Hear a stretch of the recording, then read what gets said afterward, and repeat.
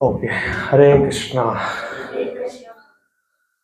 सो आज हम कंटिन्यू करने वाले हैं 7 चैप्टर में श्लोक number 16।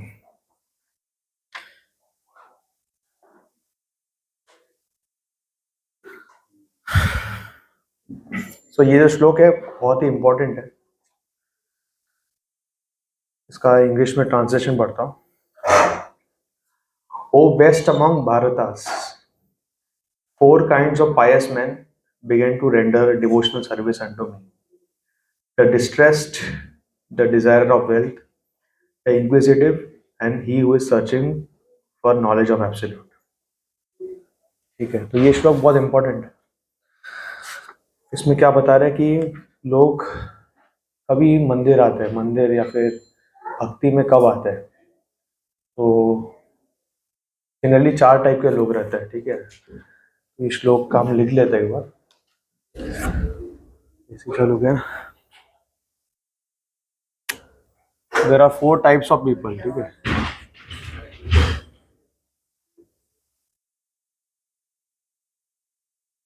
4 types of devotees.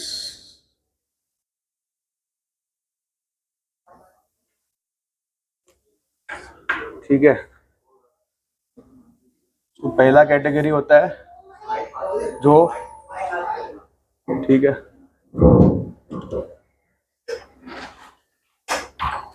So 4 type के भक्त होते हैं। सो फर्स्ट कैटेगरी होता है जो डिस्ट्रेस में है।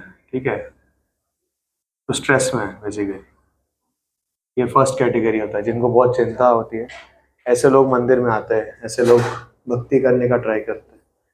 ठीक है, सेकंड कैटेगरी क्या होता है, किसी को पता है? हाँ, लोग क्यों आते हैं मंदिर में या भगवान के पास? हाँ, कुछ चाहिए। ठीक है, तो सेकंड कैटेगरी आता है जिनको पैसे चाहिए। ठीक है, डिजायर ऑफ वेल्थ, जिनको पैसे चाहिए ऐसे लोग आते हैं। ठीक है, थर्ड कैटेगरी कौन सा होता है? हाँ, तो जिज्ञासु होते हैं। मतलब बहुत सारे लोग ऐसे भी होते हैं जो, जिनको जानने की बहुत इच्छा होती है कि क्या हो रहा है यहाँ पे मंदिर में, सब हरे कृष्णा बोल रहे हैं, जाके एक बार देख लूँ क्या चल रहा है। इतने लोग बोलते हैं कि इस्कॉन मंदिर जाना चाहिए, तो आके देख लेते हैं। थर्ड कैटेगरी होता है इंक्विजिटिव। ठीक है, जिज्ञासु लोग, इंक्विजिटिव,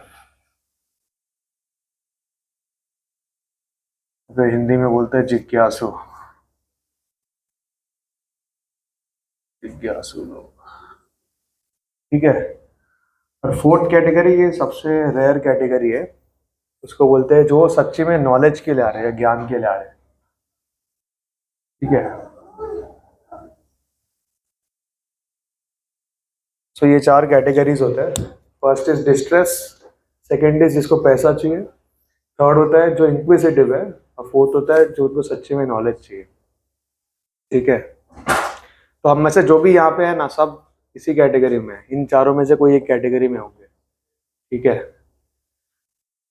तो ज्यादातर मेजॉरिटी लोग स्ट्रेस में आते हैं मंदिर में, जब भी उनको लाइफ में बहुत प्रॉब्लम्स हो रहे हैं, या फिर ऐसा लग रहा है कि घर पे रह नहीं सकता हो, या फिर बहुत टेंशन है, पढ़ाई नहीं हो रही है, जॉब नहीं लग रहा है, जो भी हो, तो भगवान के पास आते हैं। तो ये सबसे मेजॉरिटी कैटेगरी है, मतलब ऑलमोस्ट समझ लो 70% लोग इस कैटेगरी में आते हैं।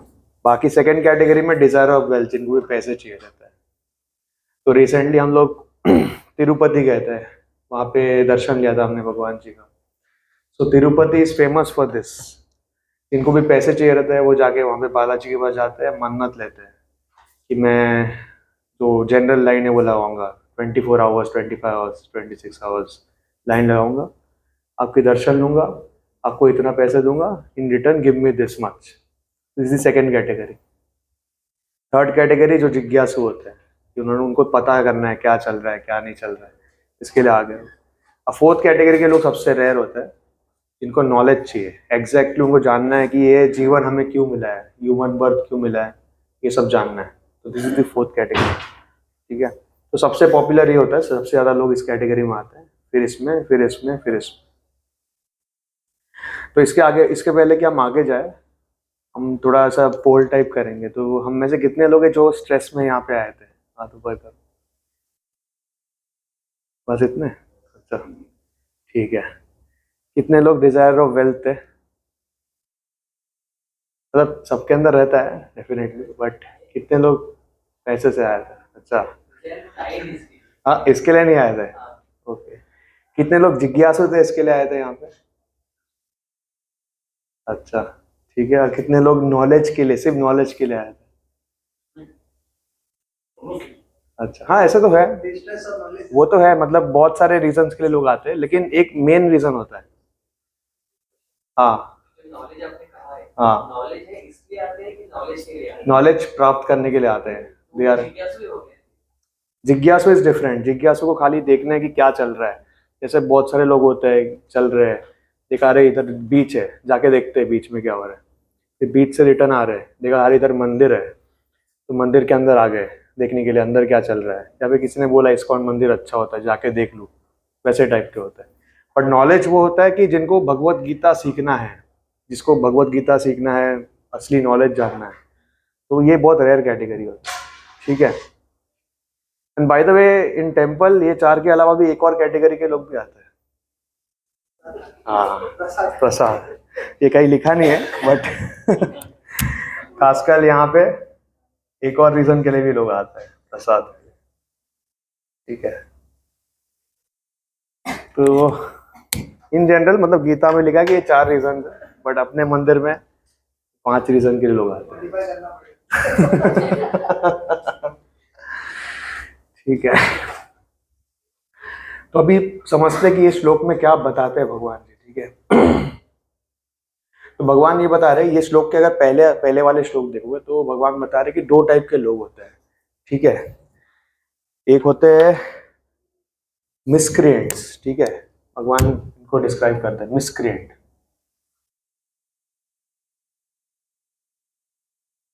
इसको अगर मैं हिंदी में बोलूं तो दुष्ट लोग। ठीक है। मिसक्रिएंट्स, दुष्ट लोग। जो भी दुष्ट लोग है ना, वो एक टाइप है। और दूसरा जो लोग होता है, ये डिवोटीज होते हैं या सुकृति वाले लोग होते हैं। तो ये जो 4 कैटेगरी है, ये सारे भक्ति है, बट अलग अलग लेवल पे। ठीक है। ये सारे भक्त होते हैं। बट ये तो दुष्कृत मिसक्रिएंट्स होते हैं, ये किसी भी कैटेगरी में आते नहीं है। वो अगर मंदिर में आएंगे भी तो उनका इंटेंशन कुछ और ही होता है, ये 4 में से नहीं होता, कुछ और होता है। ठीक है। तो भगवान ये बताते कि ये जो दुष्कृत लोग होते हैं, मिसक्रिएंट्स होते हैं, उनके लिए कोई आशा नहीं है। बट जो भक्त होते हैं, जो ये 4 रीजन के लिए मंदिर आ रहे हैं, उनके लिए आशा है कि वो आगे जाके शुद्ध भक्ति कर सकते। ठीक है। तो यहाँ पे कृष्णा बताते हैं कि आउट ऑफ दीज 4 कैटेगरीज, ठीक है, distress, Dzire of wealth, inquisitive and knowledge, सबसे जो इनमें से सबसे ग्रेटेस्ट है वो नॉलेज के लिए, जो नॉलेज के लिए आता है, जो यहाँ पे गीता सीखने के लिए आता है, या फिर भक्तों से ज्ञान लेने के लिए आता है, भागवतम सीखने के लिए आता है, वो होता है। This is the best place where we should all try to be. ठीक है। तो अभी आगे पढ़ते हैं जो भी लिखा है यहाँ पे और समझने की कोशिश करते हैं क्या लिखा गया है।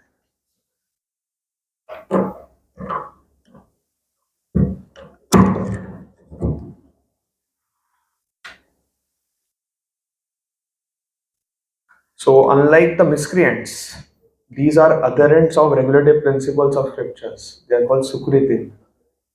For those who obey the rules and regulation of scripture, the moral and social laws, and are more or less devoted to the Supreme Lord. Out of these, there are 4 classes of men. Those who are sometimes distressed, those who are in need of money, those who are sometimes inquisitive, and those who are searching after knowledge of the absolute truth. These persons come to the Supreme Lord for devotional service under different conditions. They are not pure devotees because they have some aspiration to fulfill in exchange for devotional service. Pure devotional service is without aspiration and without desire for material profit. The Bhakti Rasamrita Sindhu defines pure devotion as one should render transcendental loving service to the Supreme Lord, Krishna, favorably and without desire for material profit or gain through fruitive activities or philosophical speculation. That is called pure devotional service. When these four kinds of persons come to Supreme Lord for devotional service, they are completely purified by the association of a pure devotee. They also become pure devotees. As far as miscreants are concerned, for them devotional service is very difficult because their lives are selfish, irregular, and without spiritual goals. But even some of them, by chance, when they come in contact with a pure devotee, also become pure devotees. तो यहाँ पे क्या बताया गया है कि in general ये जो मिसक्रिएंट्स होते हैं इनका है ना कोई चांस नहीं है, like there life is doomed. वो पूरे जिंदगी भर ऐसे पाप ही करते जाएंगे and there is no hope for them. But कभी कभी हम ऐसे देखते हैं कि ऐसे मिसक्रिएंट्स भी है ना भक्ति ले लेते हैं, ऐसे कभी कभी होता है, बहुत रेयर केस में। किसी ने कोई ऐसा कोई एग्जांपल देखा है शास्त्रों में कि कोई मिसक्रिएंट था but still they ended up becoming a devotee? Valmiki एक बहुत अच्छा एग्जांपल है। सो वाल्मीकि जो थे वो एक डाकू थे। अब वो कोई असाधारण डाकू नहीं थे, बहुत ही बड़े डाकू थे। उन्होंने हजारों हजारों खून किए थे, हजारों लोगों को मार दिया था और वैसे करके वो संसार चलाते थे। तो बेसिकली वो एक जंगल में रहते थे वाल्मीकि मुनि, और डाकू थे उस समय। तो जो भी जाता था उस जंगल से उनसे सब कुछ माल लेके उनको मार देते थे, ऐसा करते थे। तो एक दिन उसी जंगल में नारद मुनि आए, और नारद मुनि को भी उन्होंने बांध दिया, ऐसे बांध के रख दिया, बोला कि मैं जो भी है आपका ले लूंगा, मार दूंगा। तब नारद मुनि एक भक्त थे, शुद्ध भक्त थे, एंड ऑफ कोर्स नारद मुनि अगर चाहते थे तो वहां से निकल सकते थे। मतलब वो वाल्मीकि उतने पावरफुल नहीं थे कि नारद मुनि को बांध के रख दिया, उनको मार पाए। पर नारद मुनि इतने शुद्ध थे कि he wanted to liberate Valmiki, right. So इसके लिए उन्होंने बोला ठीक है तुम्हें मुझे मारना है मार दो, लेकिन मारने से पहले मैं पूछना चाहता हूँ आपसे कि आप ये भी जो भी कार्य कर रहे हो ये क्यों कर रहे हो? मतलब इतना जो घिनौना आपका ऑक्यूपेशन है ये क्यों कर रहे हो? तो उन्होंने बोला कि मेरा एक फैमिली है, मेरी पत्नी है, मेरे बच्चे हैं, तो उनको उनका देखभाल करना मेरा कर्तव्य है। और क्योंकि मुझे और कुछ आता नहीं, यही मेरा फैमिली ट्रेडिशन है, फैमिली ऑक्यूपेशन है कि जाके डकैती करना, लोगों को मारना, सब चुरा के लेके आना और खिलाना। तो नारद मुनि ने पूछा उनको कि आपको कुछ अंदाजा है कि कितना आपका पाप का खाता भर रहा है? क्या आपको कुछ अंदाजा है उसका? उन्होंने बोला कि हाँ मुझे पता है कि पाप हो रहा है, लेकिन ठीक है चलेगा, मतलब मेरे पत्नी और मेरे बच्चों के लिए मैं पाप करने के लिए राजी हूँ। तब उन्होंने पूछा कि आप एक काम कीजिए, आपके पत्नी और अपने बच्चों को अगर पूछिए कि ये जो इतने सारे पाप मैं आपके लिए कर रहा हूँ, क्या आप इस पाप के भागीदार बनना चाहोगे या नहीं? मतलब समझ रहे हो ना, इतना पाप हुआ है, ये पाप मैं किसी के लिए कर रहा हूँ, तो does that person also want a share of that पाप और नॉट? तो वाल्मीकि मुनि ने बोला ठीक है मैं पूछ के आता हूँ मेरे पत्नी से। तो वो गए उनकी पत्नी के पास। उनकी पत्नी को उन्होंने बोला कि मैं नारद मुनि से मिला था, नारद मुनि ने मुझे बोला कि आप बहुत पाप कर रहे हो, ये जो आपका प्रोफेशन है ये काफ़ी घिनौना प्रोफेशन, क्योंकि मैं ये प्रोफेशन आपके लिए कर रहा हूँ, तो क्या आप मेरा शेयर लेना चाहोगे जितना ही पाप कर रहा हूँ? तो उनकी पत्नी ने क्या कहा कि ये तो तुम्हारा कर्तव्य है, एक पति का कर्तव्य होता है कि उनकी पत्नी का रक्षा करे, उनकी पत्नी का जो भी नीड्स है वो फुलफिल करे। तो अभी मैं क्यों आपके पाप के मतलब भागीदार बनूं? ये आपका फॉल्ट है कि आप जाके ऐसे मतलब डकैती करके लेके आते हो, तो आप ही पाप करो, आप ही समझोगे, मैं आपके पाप में जिम्मेदारी नहीं लेना चाहता। फिर वो ये सुन के वाल्मीकि मुनि थोड़ा दुखी हो गए, बट उन्होंने सोचा कि ठीक है चलेगा, मैं मेरे बच्चों से पूछता हूँ, मेरे बच्चे ज़्यादा समझदार है, तो उनसे पूछता हूँ। उनके बच्चों को पूछा कि क्या आप मेरे जो पाप है उसका भागीदार बनना चाहते हो? तो बच्चों ने भी सेम जवाब दिया कि एक पिताजी का कर्तव्य होता है कि बच्चों को देखे, उनका पालन पोषण करे, तो अभी आप नहीं कर सकते तो मैं क्या करूँ? मतलब आप पाप कर रहे हो, you only suffer, I don't care. तो जब उन्होंने देखा कि उनकी पत्नी और बच्चों जिनके लिए वो इतने पाप कर रहे हैं वो खुद मतलब पाप का भागीदार नहीं बनना चाहते, तो ये सुन के मतलब उनको दुख हुआ काफ़ी। और वो वापस गए नारद मुनि के पास। नारद मुनि को बोला कि इतने दिन से मैं सोच रहा था कि मेरे पत्नी जो है, मेरे बच्चे हैं, वो मेरे हैं, हर चीज में मेरा साथ देंगे, लेकिन आपने सही बताया कि शायद मुझे पाप नहीं करना चाहिए, अभी क्या करूं। तब नारद मुनि ने उनको कहा कि तुम्हारे पास एक ही ऑप्शन है, आप ये जो कार्य है, आपका जो प्रोफेशन है, ये टोटली बंद कर दो और राम नाम का जप करो, ठीक है। तो उन्होंने वाल्मीकि मुनि ने पूछा कि कैसे राम नाम का जप करो। उन्होंने बताया ऐसे ही, राम राम राम राम राम राम राम राम राम राम राम राम करके जप कीजिए, ठीक है। वाल्मीकि मुनि ने बोला ठीक है, चलेगा। तो वाल्मीकि मुनि बैठ गए थे एक जगह पे और उच्चारण करने की कोशिश कर रहे थे राम नाम का, लेकिन वो इतने पापी थे कि उनके मुंह से राम निकल ही नहीं रहा था, राम वर्ड ही नहीं निकल रहा था, ऐसा हो रहा था। तो जनरली हम देखते हैं कि जो बहुत ज्यादा पापी होते हैं उनके मुंह से ना कभी भगवान का नाम निकलता नहीं। आप कितना भी उनको बोलो कि कृष्णा नाम लो, राम नाम लो, विष्णु का नाम लो, नारायण बोलो, कितना भी आप बोलो, वो बोल नहीं पाते, चाहकर भी वो बोल नहीं पाएंगे। इसका रीजन ये है कि भगवान का नाम लेने के लिए भी हमें सुकृति होना जरूरी है, थोड़ा पुण्य होना जरूरी है, पर नाम, भगवान का नाम नहीं ले सकते थे। वाल्मीकि मुनि भगवान का नाम ले ही नहीं पा रहे थे। तो किसी को पता है तभी क्या सोल्यूशन दिया नारद मुनि ने उनको? हाँ, तो उन्होंने बोला कि तुम राम नहीं बोल सकते, तो राम अगर मैं संस्कृत में लिखूं तो ऐसा लिखते हैं, ठीक है, रा अरमा, ठीक है, राम राम ऐसा लिखते हैं। उन्होंने उनको बोला कि तुम राम नहीं बोल सकते, ठीक है, तुम इसको उल्टा कर दो, तुम मरा बोलो, म रा, ठीक है, ये बोलो, मरा मरा का जंप जप करो। तो ये हम ट्राई करते हैं मरा मरा बोलने का, ठीक है, मरा मरा मरा राम राम राम राम राम राम राम राम राम राम राम राम राम। आप लोग भी ट्राई करो, मरा राम राम राम राम राम राम राम राम राम राम राम राम राम राम। तो जब हम मरा मरा कंटिन्यूस बोलते हैं तो वो राम हो जाता है। ये नारद मुनि का ये टेक्निक था, इंजीनियस टेक्निक, कि कैसे ऐसे पापी को भी सुधारा जाए, जो भगवान का नाम भी नहीं ले सकता उसको भी कैसे भगवान का नाम लेने सिखाए। नारद मुनि का मर्सी था। तो वैसे शीला प्रभुपाद का भी ये मर्सी है कि आज हम इस कलयुग में रह के भी भगवान का नाम ले पा रहे, ये भक्ति कर पा रहे, otherwise it would have been very difficult. आप आप अगर कोई भी धाम में जाओ, मतलब आज से 50-60 साल पहले अगर वृंदावन धाम जाते हैं या मायापुर धाम जाते हैं, वहाँ पे रह पाना वॉज वेरी डिफिकल्ट, क्योंकि वहाँ पे रहने के लिए ना कोई फैसिलिटी नहीं था, कुछ नहीं था। But today by the mercy of Srila Prabhupada and by the mercy of our acharyas, we have so many beautiful temples, so many facilities here in Mumbai, in Vrindavan Dham, Mayapur Dham. So it's easy for us to do bhakti. Otherwise हम जो level के लोग हैं, हमारे लिए भक्ति है ही नहीं, सिंपल चीज है। ये शीला प्रभुपाद का मर्सी है कि हम हरे कृष्ण महामंत्र का जाप कर पा रहे हैं। तो जैसे ही वाल्मीकि मुनि को जो मर्सी मिला था नारद मुनि से कि राम नाम जप करने वाले, तो वैसे ही हमें भी ये मर्सी मिला है हरे कृष्ण महामंत्र जाप करने का। तो अभी वाल्मीकि मुनि से जाप करते रहे, राम राम राम राम राम राम राम राम राम राम राम राम करते गए बहुत हजारों साल तक किया। And at last he was completely purified. And then he was, वो इतने शुद्ध हो गए कि उनको रामायण का दृश्य देखने लग गया। तो आप लोग में से कई लोगों को जान के आश्चर्य होगा कि रामायण घटने से पहले, मतलब रामायण होने से पहले उन्होंने रामायण लिख दिया था।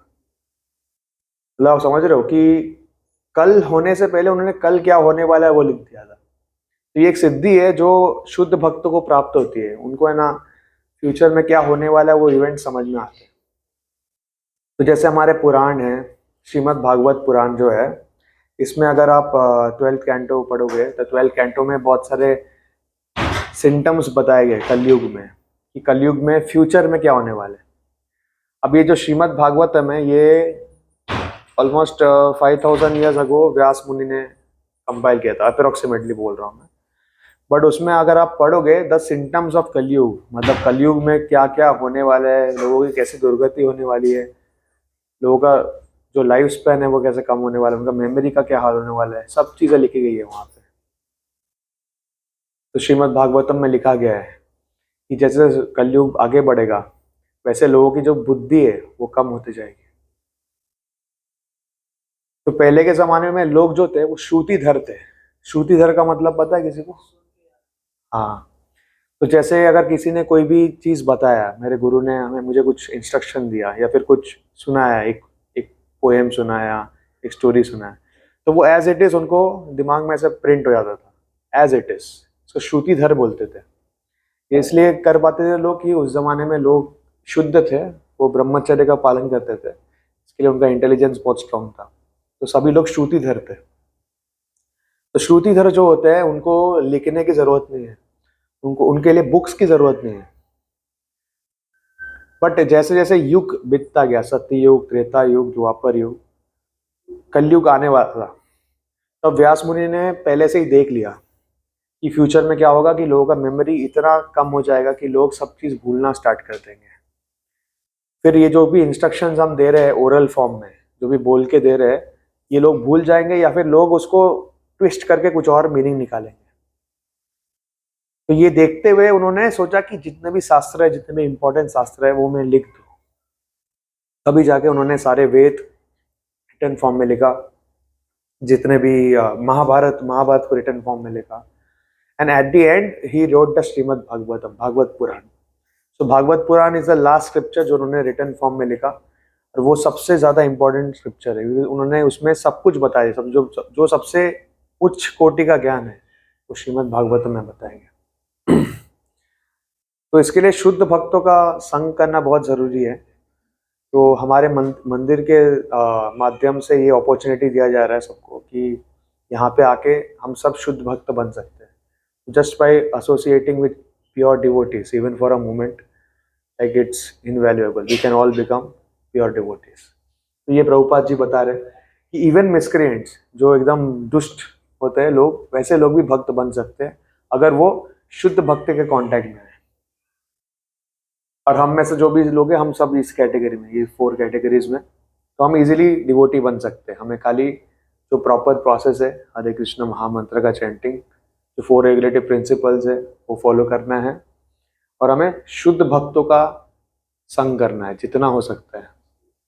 तो हमारे टेम्पल में श्रीमद् भागवतम क्लास होता है सुबह 8 बजे, तो वहाँ पे आप आ सकते हो। वहाँ पे कई सारे महाराज जी आते हैं क्लास देने के लिए। आप सुबह का प्रोग्राम अटेंड कर सकते हैं, light of Bhagavat program attend कर सकते हो, ऑनलाइन प्रोग्राम्स भी होते हैं हमारे। तो संग करने के बहुत सारे वेज है, और साथ में बहुत सारे सेवा के अपॉर्चुनिटीज भी है, वहाँ पे भी आप आपका योगदान दे सकते हैं।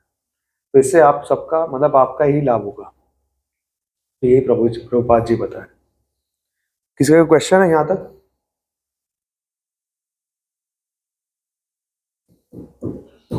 ओके, ठीक है, आगे का पढ़ते हैं हम लोग।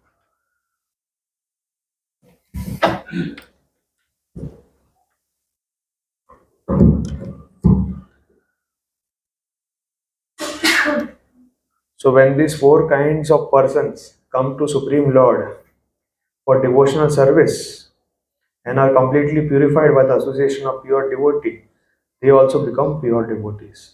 As far as the miscreants are concerned, for them devotional service is very difficult because their lives are selfish, irregular, and without spiritual goals. But even some of them, by chance, when they come in contact with a pure devotee, also become pure devotees. Those who are always busy with fruitive activities come to the Lord in material distress, and at that time associate with pure devotees and become, in their distress, devotees of the Lord. Those who are simply frustrated also sometimes associate with the pure devotees and become inquisitive to know about God. Similarly, when the dry philosophers are frustrated in every field of knowledge, they sometimes want to learn of God, and then they come to the Supreme Lord to render devotional service and thus transcend the knowledge of the impersonal Brahman and the localized Paramatma, and come to the personal conception of Godhead by the grace of the Supreme Lord or his pure devotee.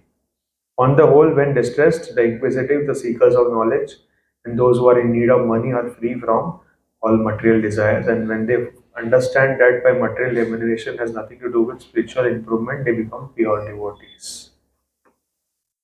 तो शास्त्रों में ना कई examples दी गए ये चार type के devotees का। किसी को पता है, अगर आपने महाभारत पढ़ा हो, श्रीमद् भागवतम पढ़ा या शास्त्र पढ़े हो, तो ये चार टाइप के डिवोटीज कौन कौन थे? कोई एग्जांपल देना चाहेगा? स्टार्ट करते हैं डिस्ट्रेस से। ऐसे कौन से डिवोटीज है जो डिस्ट्रेस में भगवान जी के पास गए थे और भगवान जी से मदद मांगी और उनको मिला? बहुत सारे थे, सोचिए थोड़ा। प्रहलाद महाराज। प्रहलाद महाराज, हाँ बोल सकते हो, बट प्रहलाद महाराज उसके पहले भी गए, बट ठीक है लिख सकते हैं, ठीक है। हाँ अर्जुन भी बोल सकते हैं, बट उनका वो पहले से ही उनके साथ थे, ऐसे भी बोल सकते हैं। ठीक है बोल सकते हैं, प्रहलाद महाराज, अर्जुन भी बोल सकते। और हाँ द्रौपदी बेस्ट एग्जाम्पल है। So Draupadi is the best example, ठीक है। हाँ वो भी थी, बट उनका जो कॉल था फॉर हेल्प, वो स्पेशली ये डिस्ट्रेस वाला कॉल था। कि अर्जुन का कैसा था, वो कंफ्यूज हो गए थे, फिर उन्होंने कॉल किया था। प्रहलाद महाराज तो हमेशा ही भगवान के बारे चिंतन में होते थे, ऐसा नहीं कि सुख में नहीं थे या डिस्ट्रेस में नहीं थे, ऐसा नहीं था। और द्रौपदी जो थी वो स्पेसिफिकली डिस्ट्रेस में, जब दुशासन उनके वस्त्र हरण कर रहे थे सारे, तो तभी उन्होंने हाथ ऊपर करके हे कृष्णा गोविंदा करके बुलाया था। Draupadi is the best example, ठीक है। और कोई एग्जाम्पल्स सोच सकते हो? हाँ हाँ गजेंद्र भी एक बहुत अच्छे एग्जाम्पल है। सो गजेंद्र जो थे,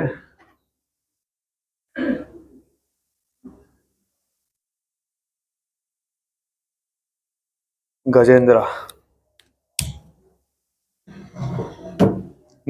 सो गजेंद्र को एक क्रोकोडाइल ने पकड़ लिया था उनका पैर, और हजारों साल से हम लोग स्ट्रगल कर रहे थे। तो गजेंद्र एक्चुअली बहुत स्ट्रांग थे, he was the king of the elephants. And जो क्रोकोडाइल था वो भी स्ट्रांग था, but he was not as strong as the king of the elephant. तो गजेंद्र को इनिशियल लगा कि मैं इतना ताकतवर हूँ और ये क्रोकोडाइल ने मेरा पैर पकड़ा है, क्या ही कर पाएगा। तो वो खुद से ट्राई कर रहा था उस रिवर से निकलने के लिए, बट वो जितना ट्राई कर रहा था रिवर से निकलने, उतना ही वो क्रोकोडाइल खींचे जा रहा था। जैसे for thousands of years they were like struggling, but फिर वो निकल नहीं पा रहा था। किसी को पता है क्यों नहीं निकल पा रहा था? Why Gajendra was not able to come out from the river? मतलब वो इतना ज्यादा स्ट्रांग होने के बावजूद भी वो वजह से निकल नहीं पा रहा था, वो क्रोकोडाइल खींचे जा रहा था उनको। किसी को पता है?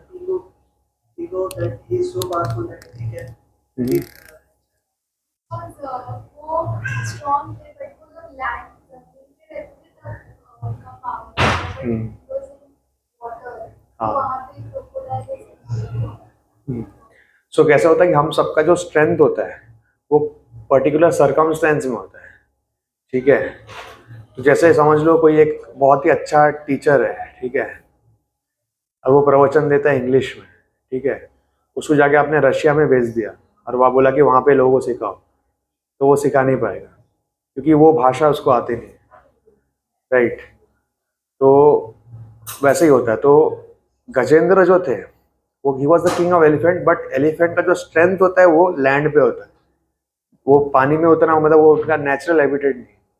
On the other hand crocodiles जो होते हैं वो पानी में ज्यादा स्ट्रांग होते हैं, लैंड में उतना स्ट्रांग नहीं होते। लैंड में they are exposed, and because they were fighting in water, जहाँ पे क्रोकोडाइल का एडवांटेज था, इसके लिए वो निकल नहीं पा रहे थे।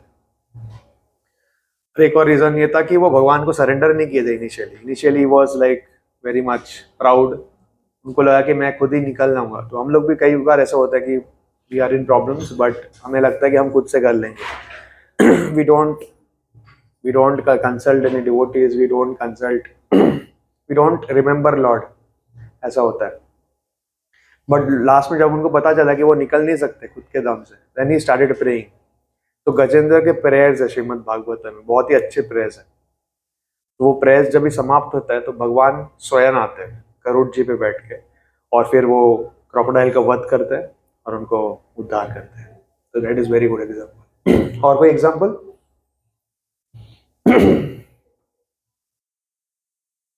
आप लोग पर्सनल एग्जांपल भी शेयर कर रहे हो, जरूरी नहीं है कि सब शास्त्र से ही बोलना है।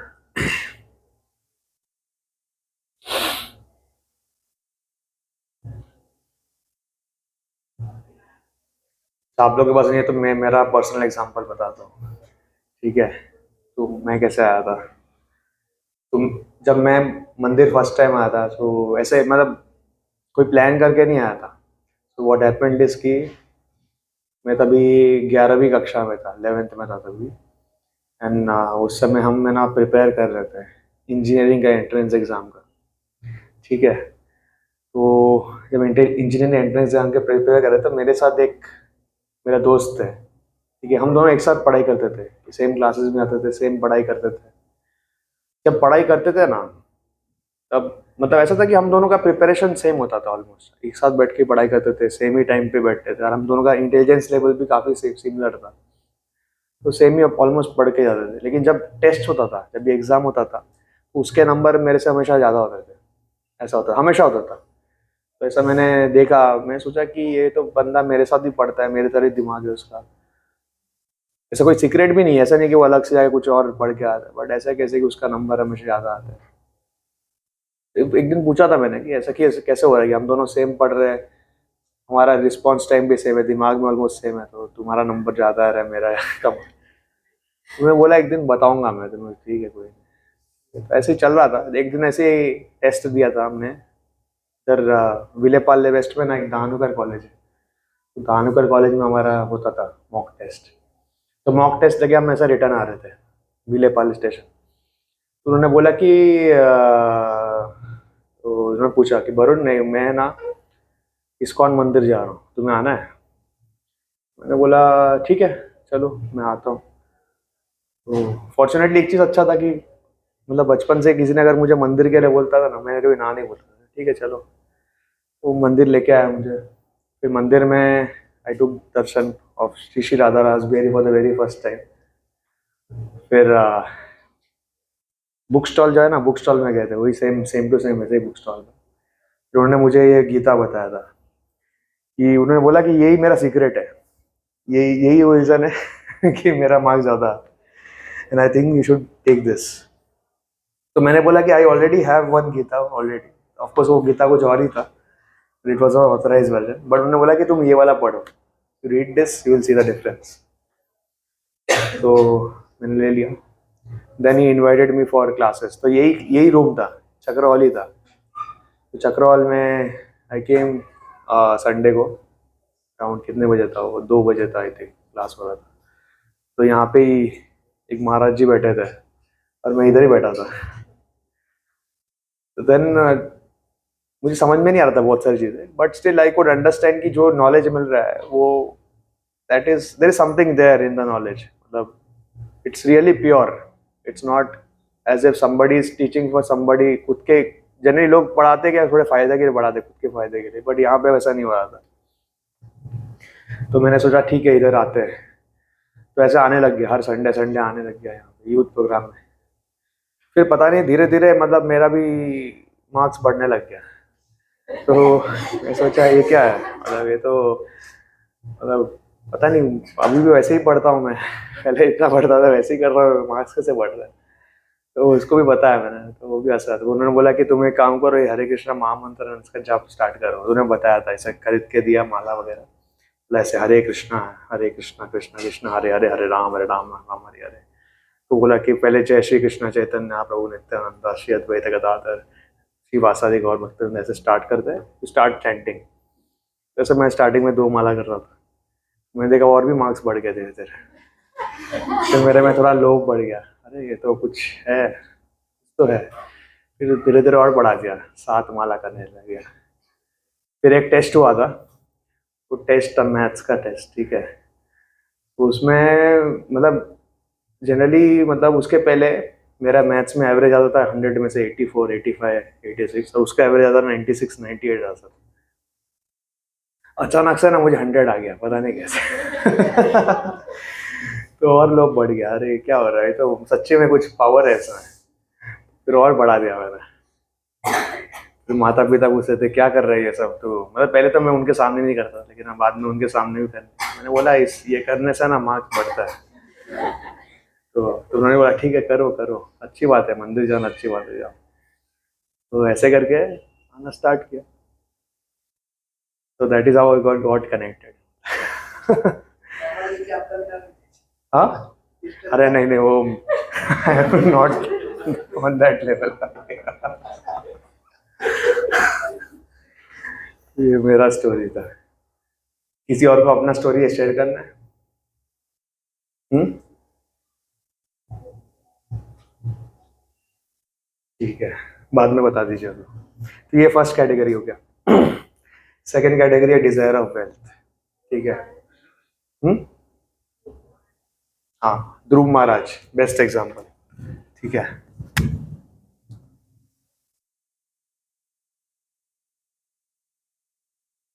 ध्रुव महाराज, सो ध्रुव महाराज को ये तीनों लोगों का राजा बनना था। He wanted to become the king of the three worlds. इसके लिए वो तपस्या करने चले गए 5 साल की उम्र में। 5 साल की उम्र में वो जंगल चले गए तपस्या करने। जब वो जा रहे थे तो रास्ते में उनको नारद मुनि मिले। नारद मुनि ने उनको पूछा कि क्या हुआ, आप इतने छोटे बालक हो, आप जंगल की ओर जा रहे हो, क्यों जा रहे हो? उन्होंने बोला कि मुझे मेरा अपमान हो गया है, इसलिए मैं अपमान का मतलब बदला लेना चाहता हूँ, मुझे तीनों लोगों का राजा बनना है।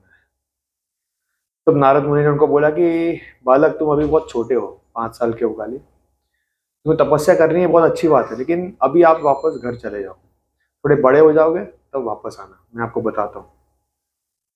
तो ध्रुव महाजन को बोला कि नहीं, कुछ भी हो मैं घर तो वापस नहीं जाऊंगा, तो आपको मुझे प्लीज हमें मुझे मार्ग बताइए कैसे मैं भगवान की भक्ति करूँ। तो नारद मुनि ने उनका जो डिटर्मिनेशन देखा तो उनको एक मंत्र दिया। किसी को पता है कौन सा मंत्र दिया था उन्होंने? हाँ, ओम नमो भगवते वासुदेवाय। तो ये 16 सिलेबल मंत्र है। 16 सिलेबल मतलब ओम इज 1 सिलेबल, वासुदेव ऐसे एक एक सिलेबल्स होते हैं, साउंड्स होते हैं। तो इट्स अ 16 सिलेबल मंत्र। ठीक है, ओम नमो भगवते वासुदेवाय। जनरली हम ये मंत्र का उच्चारण करते हैं बिफोर स्टार्टिंग भागवतम क्लास, और if you are giving any session which is related to Bhagavat. ठीक है। तो ये चैंटिंग करके he got the perfection. And at last जब उनको ये वेल्थ मिला जो उनको चाहिए था, तब उनको लगा कि ये क्या, मैंने क्या मांग लिया भगवान के सामने, भगवान स्वयं मेरे सामने थे। If I wanted I could have asked for his service, मैं उनकी सेवा मांग सकता था, लेकिन मैंने उनके सामने कुछ मतलब टूटे हुए शीशे का ग्लास मांग लिया, ऐसा उनको लगा। But anyway, he got purified. So Draupadi got purified, Gajendra also got purified, Dhruv Maharaj also got purified. Coming to third category, third category में कौन होता है, किसी को पता है शास्त्रों में? विश्वामित्र। क्यों?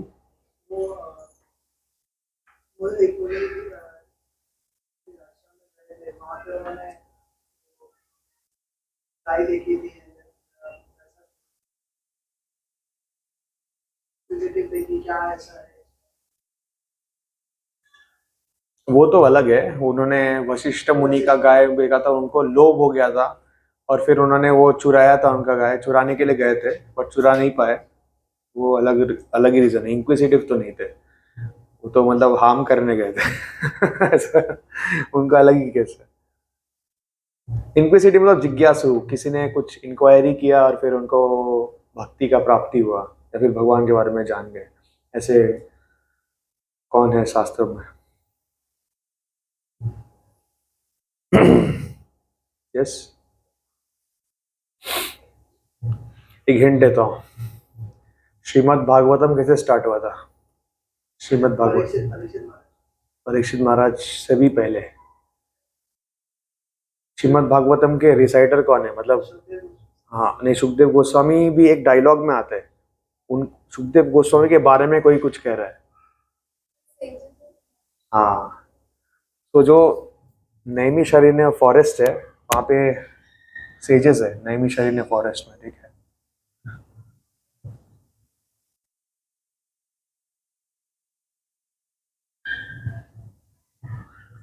नैमिषारण्य फॉरेस्ट है वहाँ पे, बहुत सारे सेजेस थे, तो वहां पे उन्होंने सूत गोस्वामी से प्रश्न किया था कि आप कुछ बताइए, like can you tell us about the past times of the lord, ऐसे इंक्वायर किया था। देवर जिज्ञासु, देवर इंक्विजिटिव। तभी जाके सूत गोस्वामी ने जो भागवतम है इसका रिसाइटेशन स्टार्ट किया। सो all the sages, those who used to inquire from their spiritual masters, they come in this category of inquisitive, ठीक है। and fourth category आता है knowledge, so anybody who is already in knowledge, हाँ, प्रहलाद महाराज we can say, Meera, ठीक है। और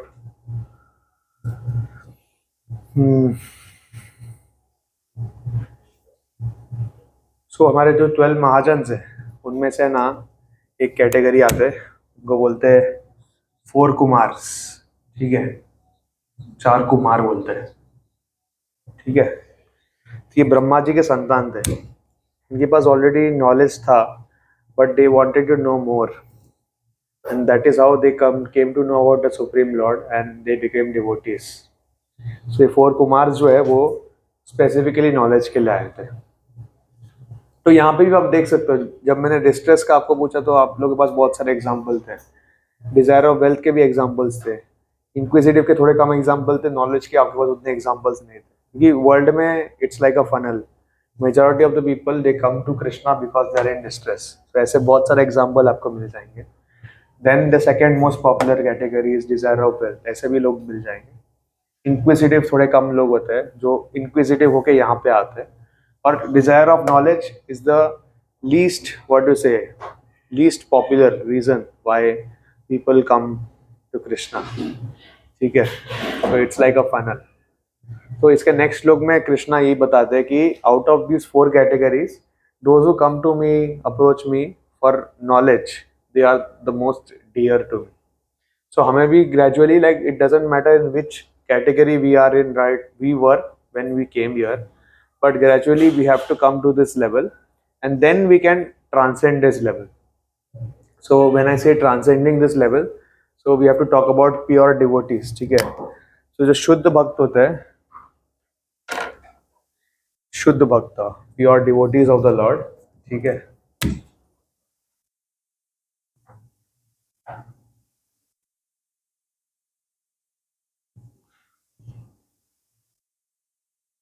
so pure devotees जब भी भक्ति करते हैं, उनके भक्ति के पीछे कोई रीजन नहीं होता, they are not doing this for any expectation, मतलब वो भक्ति शुद्ध वे से करते हैं, वो भगवान से प्रेम करते हैं, इसके लिए वो भक्ति करते हैं।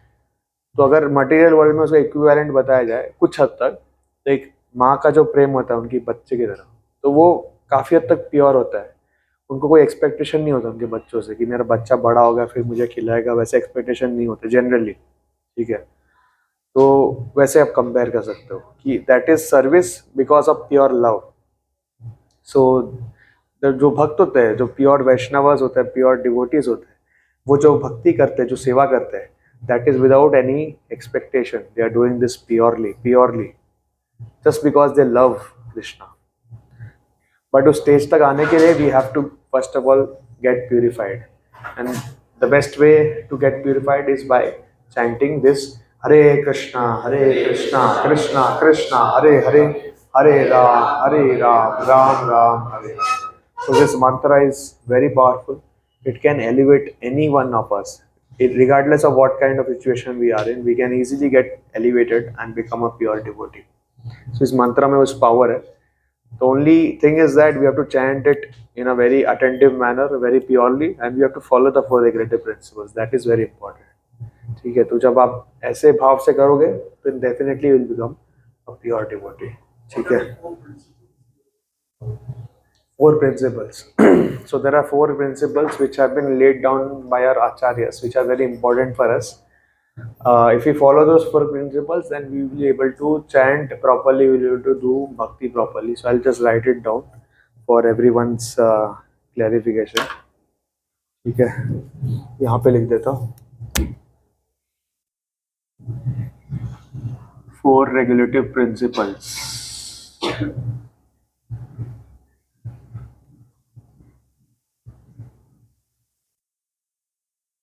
सो first is no meat eating, ठीक है।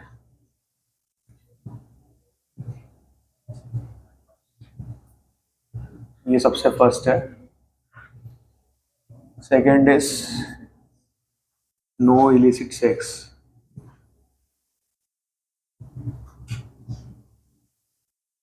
ठीक है। थर्ड इज नो गैम्बलिंग,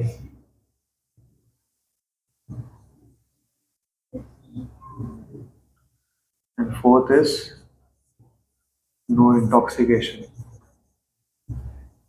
ठीक है।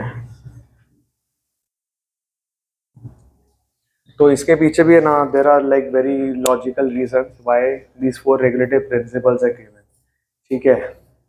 धर्म जो है, धर्म के चार पैर है, ठीक है। इट हैज फोर पिलर्स, ऐसे बोल सकते हैं। तो फर्स्ट जो पिलर है दैट इज मर्सी, ठीक है। धर्म के चार पैर है। फर्स्ट पिलर इज मर्सी, ठीक है। सो जो भी एक भक्त होते हैं they have to be merciful, उनके अंदर दया होनी चाहिए। तो अगर कोई मांसाहार करता है तो इस ये जो पैर है इसको तोड़ देता है, धर्म का ये पैर को, मर्सी को तोड़ देता है। तो इसके लिए दिस इज वेरी इंपॉर्टेंट, ठीक है। Then second pillar is cleanliness, ठीक है।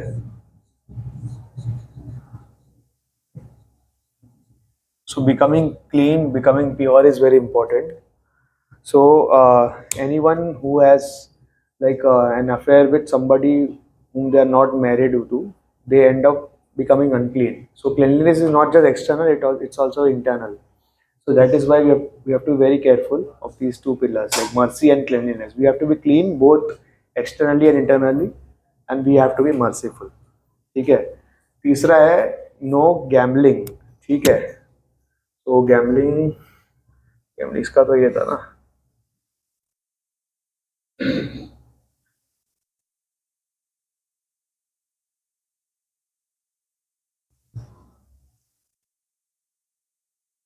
सो जो थर्ड लेग है दैट इज ट्रूथफुलनेस, ठीक है। ट्रूथफुलनेस मतलब जो भी हम कमा रहे हैं या जो भी whatever we are doing, we have to do that in a authentic way, in a very truthful way. So gambling ऐसा चीज है ना जहाँ पे चीटिंग होता ही है। There will be cheating in gambling. तो जब भी हम चीट करके कुछ कमाते हैं तो उसमें ना इनहेरेंटली पाप होता है। वो जो कमाई है, वो जो धन है, उसमें पाप होता है। तो वो वैसा धन लेके हम कभी सुख शांति से रह नहीं सकते, हम भक्ति तो कर ही नहीं सकते। तो that is why it's very important कि जो भी भक्त है वो किस तरह से धन एक्वायर कर रहे हैं, that has to be some legitimate way. It should not be any illegal way और anything which creates a lot of problem for others. So there are professions like which are very clean, and generally devotees should like earn money through legal professions only. So truthfulness is the third pillar, and fourth pillar is austerity, ठीक है। austerity मतलब तपस्या, ठीक है।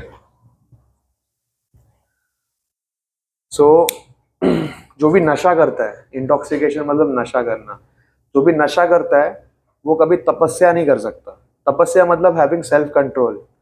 तो अगर किसी को भी लाइफ में कुछ भी करना है, not just in spirituality but even if you want to become a millionaire, if you want to become a businessman, you want to become teacher, whatever you want to become, you need to have self control, you need to do tapasya. So anyone who is addicted to any kind of intoxication can never do tapasya. So that is why following these four regulative principles are very important, ठीक है। तो ये इसलिए important है, मतलब आप ऐसे समझ सकते हैं कि जब हम चैंटिंग करते हैं, ठीक है, सुबह जब हम चैंटिंग करते हैं तो ऐसे भगवान से ना हमें मर्सी मिलता है। मर्सी मतलब एक ऐसा अगर विजुअलाइज करो तो इट्स लाइक रेन। जैसे बारिश हो रही है, ठीक है, तो बारिश सब पे गिरती है, वो मेरे पे भी गिरेगी, आप पे भी गिरेगी, जो बाहर है सब पे गिरेगी, राइट। बारिश सब पे गिरती है। वैसे भगवान का जो मर्सी है वो भी सब पे पास आता है। तो अभी हम लोग है ना सबको एक एक मतलब ऐसे बाल्टी दे सकते हैं, सबको एक एक बाल्टी दे दिया, बोला कि चलो ये मर्सी कलेक्ट करके अपने पास रख दो, मतलब वो पानी कलेक्ट करो अपने पास रख दो, ठीक है। तो सबको समझो मैंने इसे बाल्टी दे दिया, जाके कलेक्ट करो, तो ठीक है। कोई अगर कलेक्ट कर रहा है इसमें पानी, ठीक है, पानी भर रहा है इसमें, और ये बाल्टी के नीचे ही अगर 4 छेद है समझ लो, ठीक है, तो क्या ये बाल्टी कभी भरा होगा? बोलिए। कोई बाल्टी है, बाल्टी के नीचे ही 4 छेद है, 1 2 3 4 4 छेद है, उसमें आप पानी भर रहे हो, तो ये कभी फुल होगा क्या? नहीं होगा ना। तो वैसे ही जो भी, अगर इनमें से एक भी फॉलो नहीं कर रहा है, तो मतलब उसके जो बाल्टी है, जो उसका जो बॉडी है, उसमें 4 छेद है और बहुत बड़े बड़े छेद है। तो कितना भी वो चैंटिंग कर ले, कितना भी भक्ति कर ले, कितना भी पुण्य कर ले, वो टेम्पररी रहेगा। थोड़े टाइम तक ऐसा लगेगा कि भर गया है, बट वो निकल जाएगा, धीरे धीरे निकल जाएगा। That is why it's very important to chant and at the same time follow the 4 regulative principles, तभी जाके हम एक्चुअली एडवांस कर पाएंगे, अदरवाइज इट्स वेरी डिफिकल्ट। ठीक है, और कोई क्वेश्चन है किसी को?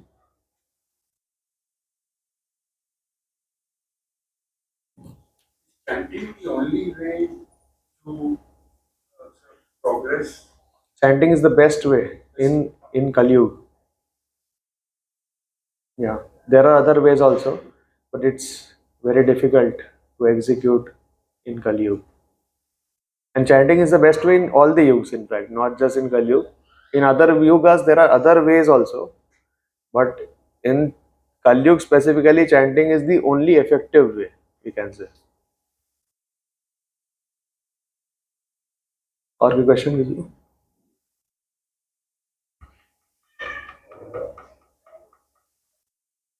ओके, सो अगर कोई क्वेश्चन नहीं है। प्रभु जी, वो हाँ, बोलिए। जो क्वालिटीज बताई थी वो क्या कंटेक्स्ट में थी एक्चुअली? कौन सी? Not listen properly. कौन सी क्वालिटीज? जो ट्रूथफुलनेस और वो जो थे 4 अच्छा, तप और ट्रूथफुलनेस, उसका कंटेक्स्ट क्या था एक्चुअली? मुझे ऑनलाइन में शायद समझ नहीं। अच्छा, सो देखिए, धर्म के 4 पिलर्स है, 4 पैर ऐसा बोल सकते हैं। तो वही यहाँ पे बताया था मैंने। तो फर्स्ट पैर इज मर्सी, ठीक है। धर्म, धर्म आप समझ लो, धर्म अगर एक बिल्डिंग है तो उसके 4 पिलर है। एक है मर्सी, दूसरा है क्लीनलीनेस, तीसरा है ट्रूथफुलनेस, फोर्थ इज ऑस्टेरिटी या तपस्या, ठीक है। तो अगर हमें धर्म के मार्ग पे आगे बढ़ना है तो ये चारों पिलर्स को स्ट्रांग रखना है। ये 4 पिलर्स को अगर स्ट्रांग रखना है तो we have to follow the 4 regulative principles. हमने 4 रेगुलेटिव प्रिंसिपल्स की यहाँ पे बात की थी, शायद ऑनलाइन में यहाँ पे बोर्ड आपको दिख नहीं रहा था। तो हमने बात की थी, first regulative principle is no meat eating, second is no illicit sex, third is no gambling and fourth is no intoxication. तो ये 4 प्रिंसिपल्स अगर हम फॉलो करेंगे तभी जाके हमारा जो बेस है स्पिरिचुअल लाइफ का वो बहुत स्ट्रांग बनेगा, एंड तभी जाके हम आगे बढ़ पाएंगे। ठीक था, ओके, धन्यवाद प्रभु। हाँ, okay, so I think we can stop the session here. अभी इसके बाद, हाँ, yes, Is chanting to be done, I mean, loudly or just meditate upon? ओके, सो चैंटिंग के अलग अलग वेज बताए गए शास्त्रों में, but the most effective way for us is to chant it little louder so that we can hear it. Otherwise what will happen, अगर आप मानसिक जप करोगे तो धीरे धीरे वो आपका जप एक्चुअली बंद हो जाएगा, आपका माइंड इधर उधर चले जाएगा, बट आपको समझेगा नहीं। आपको लगेगा कि मैं मानसिक जप कर रहा हूँ, but it is not happening actually, हमारा मन इधर उधर चले गया। So that is why our acharya say you chant loudly so that you can hear it. So when we chant Hare Krishna, Krishna Krishna, Hare Hare, Hare Ram, Ram Ram, Hare, you have to chant and you have to hear. So that is very effective. तो उसमें क्या, हमारा mind मंत्रा पे concentrate रहेगा और इससे काफ़ी help होगा।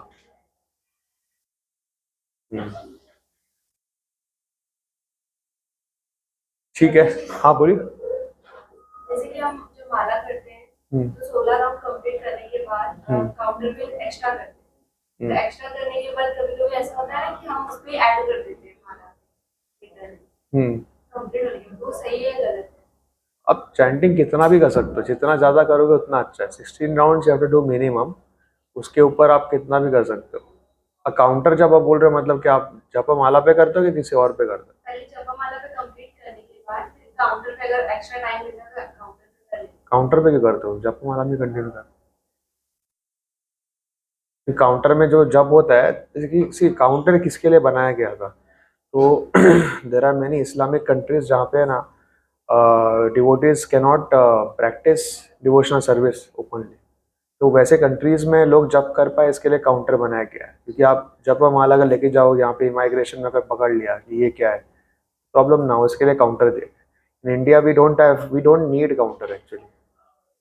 तो chanting on beats is best. Counter में आप चैंटिंग करो और बीट्स में चैंटिंग करो, उसमें बहुत बहुत फर्क है। It's like gold and iron. ठीक है, तो काउंटर में हम लोग जब करते हैं जिनके पास कोई और ऑप्शन नहीं, we have the option, so we should always try to chant on beats. तो बीट्स में आप चैंटिंग कीजिए, एक्स्ट्रा करना है तो और अच्छी बात है। जितना टाइम है आप चैंटिंग कीजिए, more you do better it is. प्रभु जी ऐसा होता है ना कि अभी हम ट्रैवलिंग कर रहे हैं, हाँ। ट्रैवलिंग में बीच टाइम को लेके नहीं कर सकते, क्यों नहीं कर सकते? कर सकते, डिवोटीज करते हैं। बस क्लीन नहीं रहता है। अच्छा हाँ, वो क्लीन क्लीन तो आपको देखना पड़ेगा। हाँ, तो ठीक है कर सकते हो, बट आई एम सेइंग कि better is try to chant as many rounds as possible and beats. Devotees they chant in train, they chant in bus, wherever they get time they chant. Best is you complete your round in the morning. जितना आपको time मिल रहा है, you chant, you hear Prabhupada sessions, you do some seva. So many opportunities are there. If you have time, that is the best thing what you can do. There are so many opportunities. You ठीक can है, do it on your hands. you can do, but again I'm saying कि beats पे करना सबसे ज़्यादा effective है। हाँ, मतलब हैंड पे करना, काउंटर पे करना, वो करते हैं जिनके लिए वो कर मतलब दिखा के कर पाना इज वेरी डिफिकल्ट। एक बेस्ट वे करने का, best way is to beats. अगर ड्यू टू सम रीजन कोई नहीं कर पा रहा तो उसमें कर सकते ऐसा।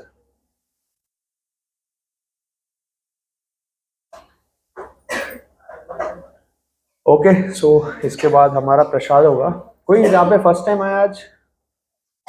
ओके, आप लोग फर्स्ट टाइम आए ना, तो आप दोनों एक बार रोशन प्रभु आप हाथ ऊपर करो। इन दोनों को, ये जो प्रभु जी है ना, उनको बता दीजिए। आप जो माता जी है जो भी फर्स्ट टाइम आए हो, पुष्पा माता जी, आप हाथ ऊपर करो, इनसे एक बार मिल लीजिए, तो आपको प्रोग्राम्स के बारे में बता देंगे। ठीक है, कोई क्वेश्चन है तो आप मुझे पूछ सकते हो। तो ये हमारा प्रोग्राम जो है हर सैटरडे संडे होता है 5 से 6। प्रोग्राम के बाद हमारा क्वेश्चन आंसर सेशन के बाद प्रसादम भी होता है। तो prasadam happens in Vrindavan hall first floor पे। तो आप लोग जो भी फर्स्ट टाइम आए हो वो गाइड कर सकते हो प्रसादम के लिए। तो अब क्वेश्चन है तो आप उधर ही पूछ सकते हो। ठीक है, नहीं नहीं, अलग अलग होता है। तो कैसा है कि सैटरडे संडे में also we are discussing Bhagavat Gita Saturday also, but Sunday में थोड़ा आगे है, 7 चैप्टर डिस्कस कर रहे हैं, सैटरडे में 4th चैप्टर डिस्कस कर रहे हैं, ऐसा है। So it is sequential, verse by verse जाकर। सो आप जिसमें भी कंफर्टेबल है, you can sit both days also, आपके ऊपर। ओके, श्रील प्रभुपाद की जय। हरे कृष्णा।